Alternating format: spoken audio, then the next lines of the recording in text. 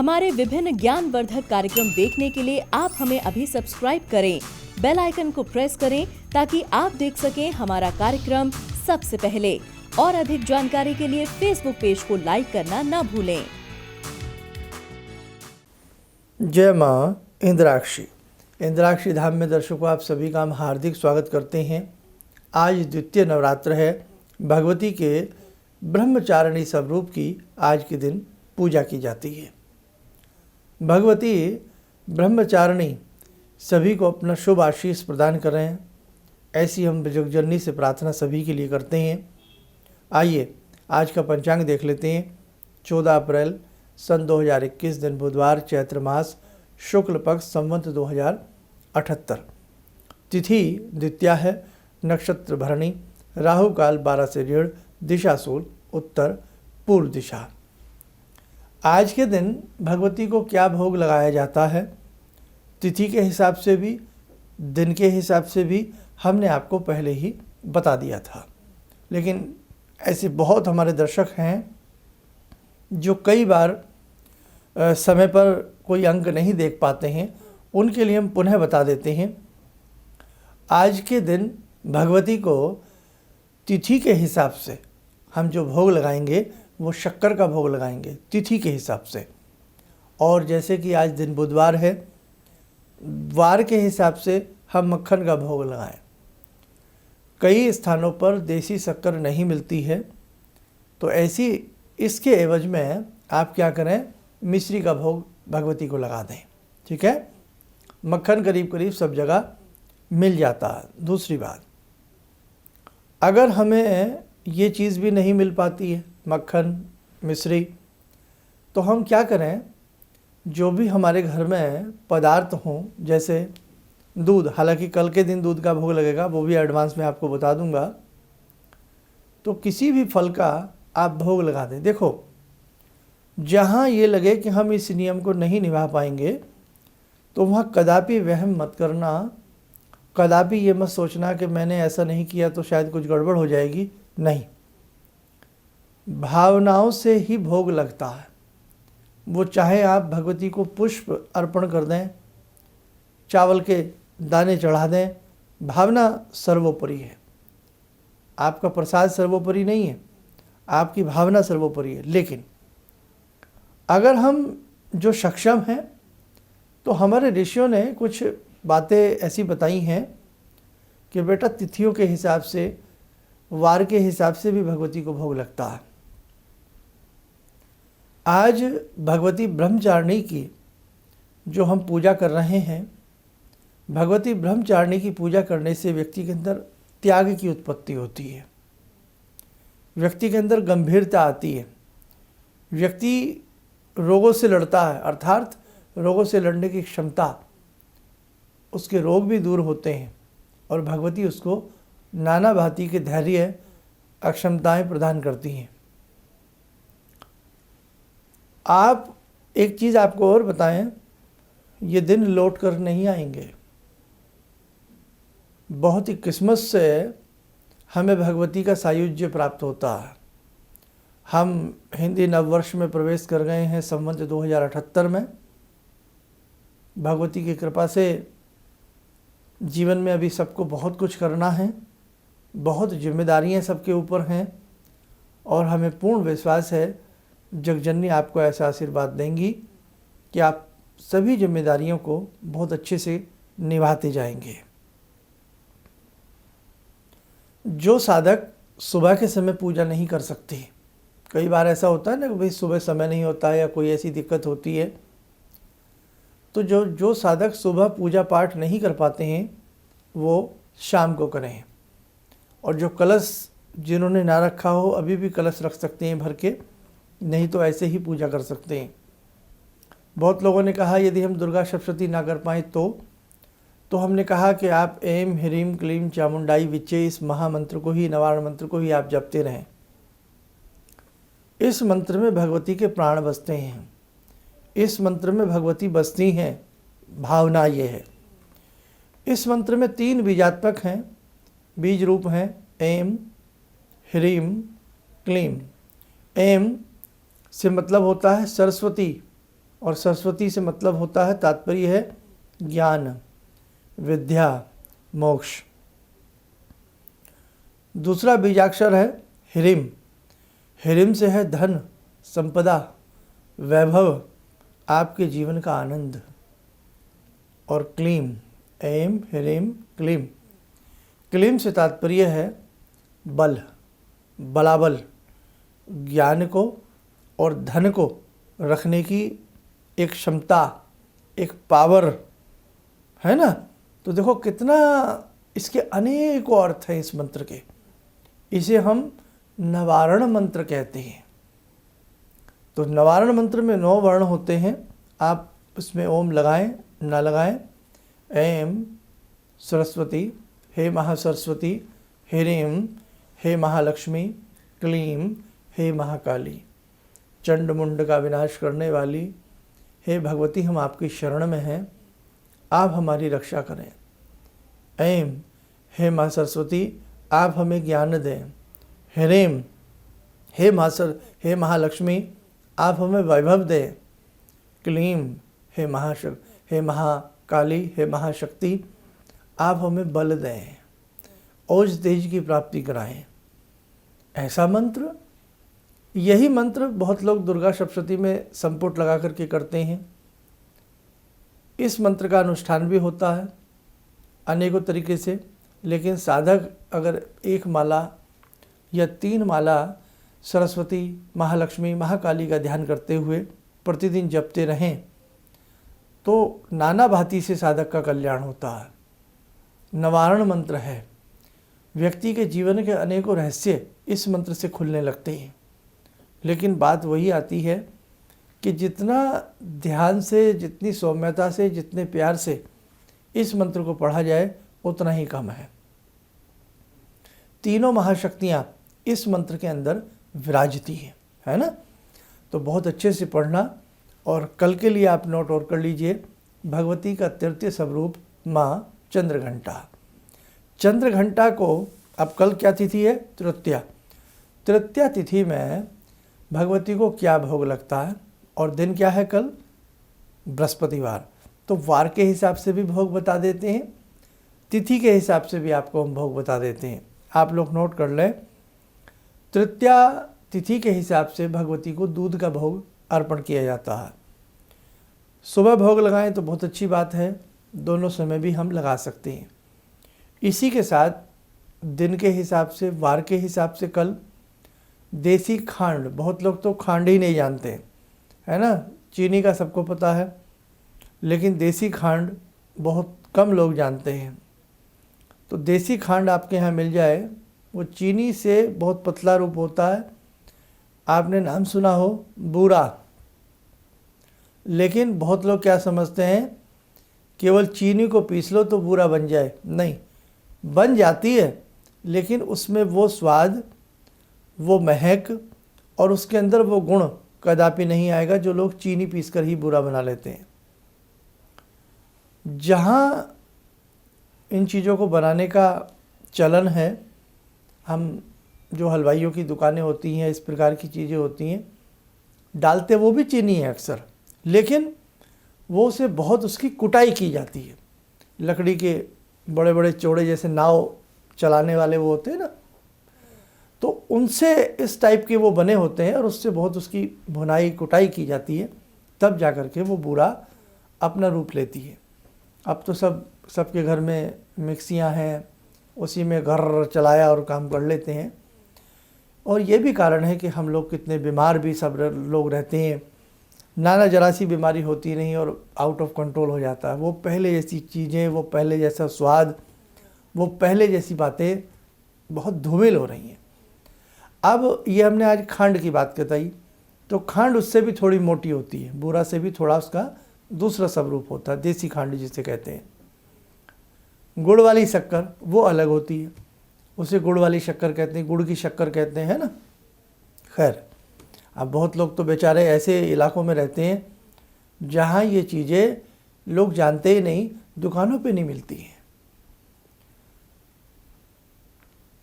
आपको जो मिल जाए, आप फिर एक काम करें, जैसे हमने देसी खांड की बात बताई है, आप थोड़ी चीनी का ही बुरादा सा बना लें, अब वो आप भगवती को भोग लगा सकते हैं। या मिश्री का बुरादा बना लें, वो भगवती को भोग लगा सकते हैं थोड़ी बहुत।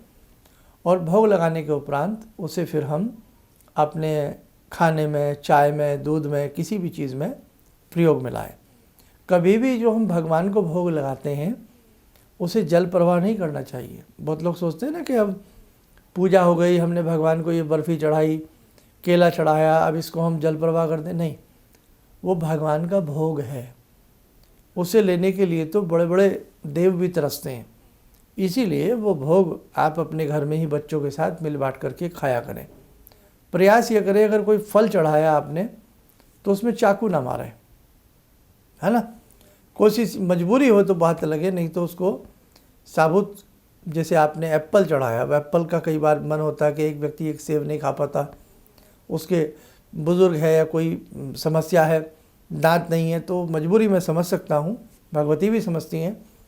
लेकिन वो फिर एप्पल जो है वो हम ऐसे अपने घर में किसी सदस्य को दें, अपने जो जिसके दांत अच्छे हों, खा सके।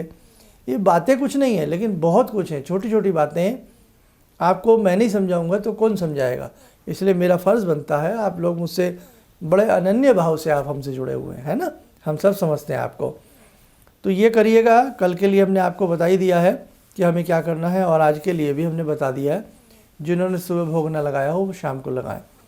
निवारण मंत्र की हमने आपसे बात बताई थी। बहुत लोगों को दुविधा रहती है इस मंत्र में ओम लगाएं या ना लगाएं, तो ऐसा कुछ नहीं है। आप बिना ओम के भी इस मंत्र को पढ़ेंगे तो ये पूर्ण तरीके से चमत्कारिक रूप से आपको लाभ देगा। बाकी देखो, अपनी अपनी तरीके हैं, अपने अपने सबके वो हैं, अपने हिसाब से भी आप देखें। अब एक सवाल और इस मंत्र को लेकर के उठता है, बहुत लोग हमसे पूछते हैं, हम गैकार की आवाज़ निकालें या मैकार की। जैसे ऐंग, इसमें गै की आवाज़ निकली, ऐम मैकार आ गया, गै में गैकार आ गया। अगर जैसे ऐंग ह्रीं क्लीं चामुंडाई विच्चे, ऐम ह्रीं क्लीं चामुंडाई विच्चे। अब आपने इसमें गैकार की जो आवाज़ निकाली है वो भी शुद्ध है, उसमें भी अशुद्धि नहीं है, और मैकार लगाते हैं तो ज़्यादा अच्छा है। मैं अपनी व्यक्तिगत बात बता देता हूँ। आप कुछ लोग चाहते हैं ना कि भाई गुरुजी कैसे पढ़ते हैं, तो मैं इसमें मैं प्रयुक्त करता हूँ, है ना। ऐम ह्रीं क्लीं चामुंडाई विच्चे, मैं हम प्रयुक्त करते हैं। जो लोग इसमें गैकार प्रयुक्त करते हैं अशुद्ध, वो भी नहीं है, ठीक है। बस ये आप ध्यान रखें। और बहुत सारी बातें हैं, अगर कुछ ऐसे सवाल हों तो आप, अच्छे सवाल हों आपके, आप हमें कमेंट्स कीजिएगा। तो कहीं ना कहीं से हमारे पास, हमारे दफ्तर से, ऑफिस से हमें पता लगता है कि भाई ये क्वेश्चंस ज़्यादा पूछे जा रहे हैं, तो उन्हें हम फिर अपने कार्यक्रम में शामिल करते हैं।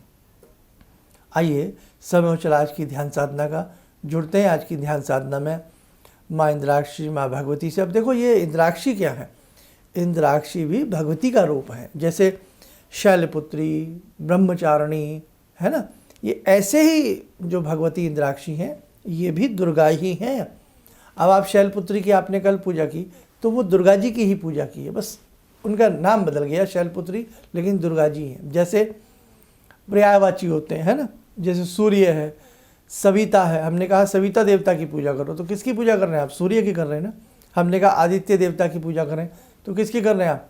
सूर्य की कर रहे हैं। जल है ना, नीर है, जल है। तो ऐसे ही जैसे एक ही चीज़ के कई कई नाम होते हैं, ऐसे ही भगवती के अनेकों सब रूपों में भगवती ने अपने अनेकों रूप बनाए हैं, और अनेकों रूपों में भगवती नाना भांति के साधकों के कार्य को सिद्ध करती है। तो आइए भगवती के ब्रह्मचारिणी स्वरूप से की कल्पना करते हुए माँ भगवती की हम स्तुति करें। ॐ सिन्दूरारुणविग्रहां त्रिनयनां माणिक्यमूलस्फुरात् स्तारानायकशेखरं स्मितमुखी भापेन वाक्षोरुवां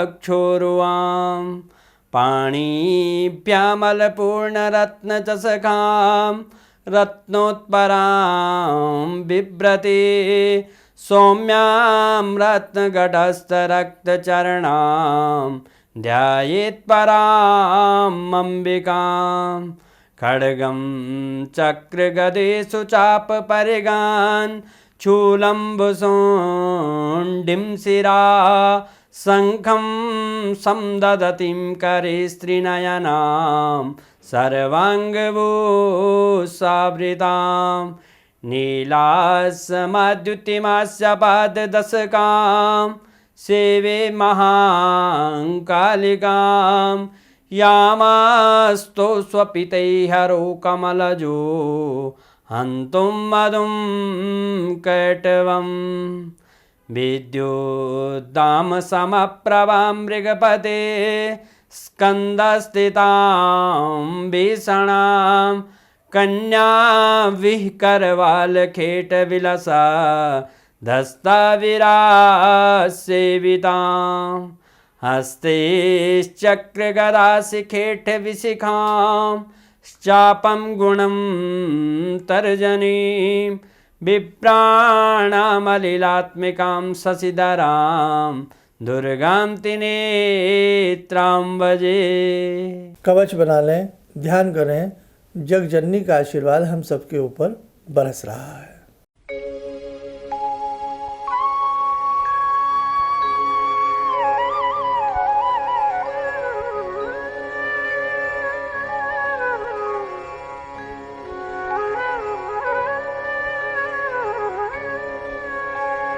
ओम बोलते हुए नेत्र खोलें, सामान्य हो जाए। पिछले महीने की जो जन्म पत्रिकाएं हमारे पास थीं, करीब करीब हमने सबकी भेज दी हैं, और जो लोग अभी टर्न में हैं, क्यू में हैं, उनसे भी उनकी वैदिक जन्म पत्रिकाओं पर बात करके शीघ्र हम भेजेंगे।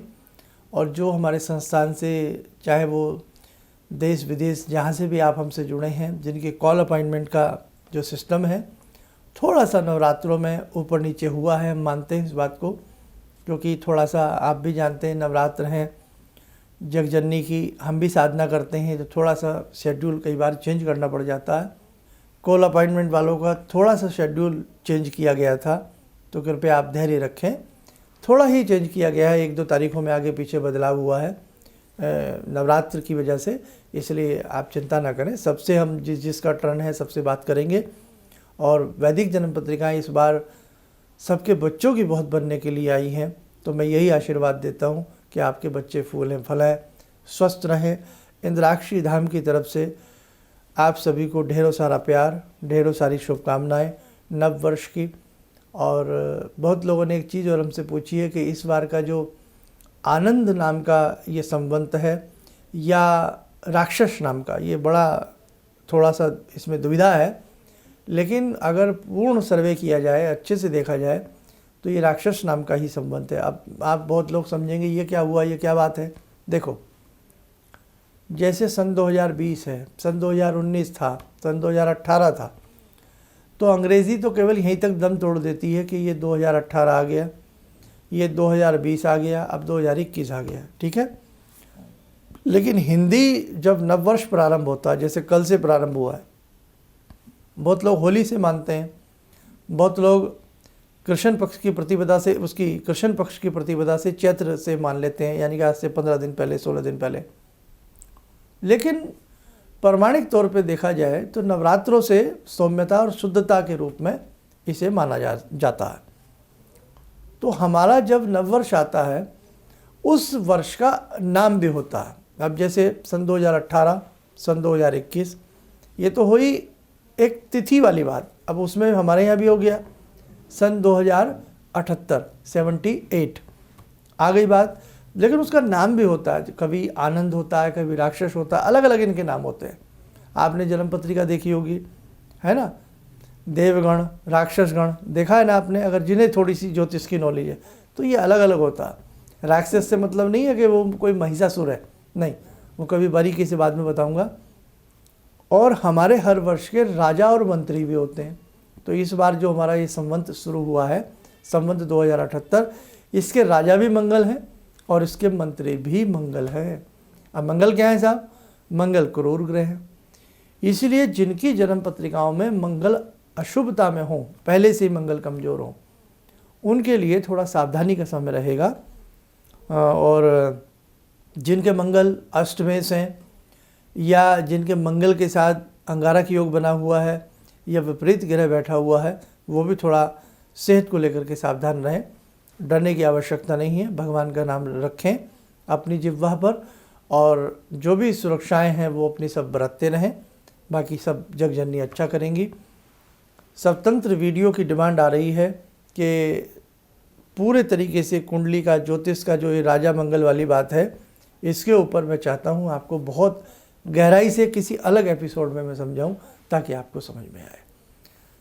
चलते चलते फिर कहूँगा कि इस नए संवत की सभी को ढेरों सारी शुभकामनाएं।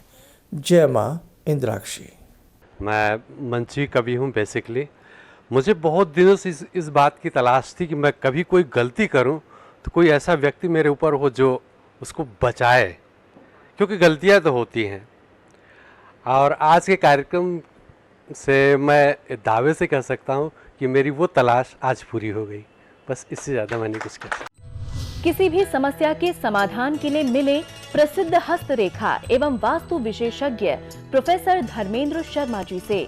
नोट: शिविर में भाग लेने हेतु एवं व्यक्तिगत रूप से मिलने के लिए कॉल करने का समय सुबह 10 बजे से शाम 6 बजे तक।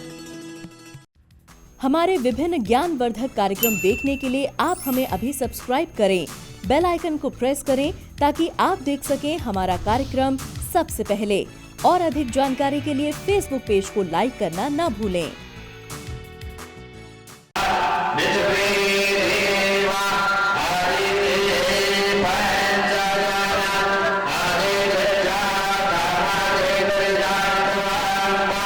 Yo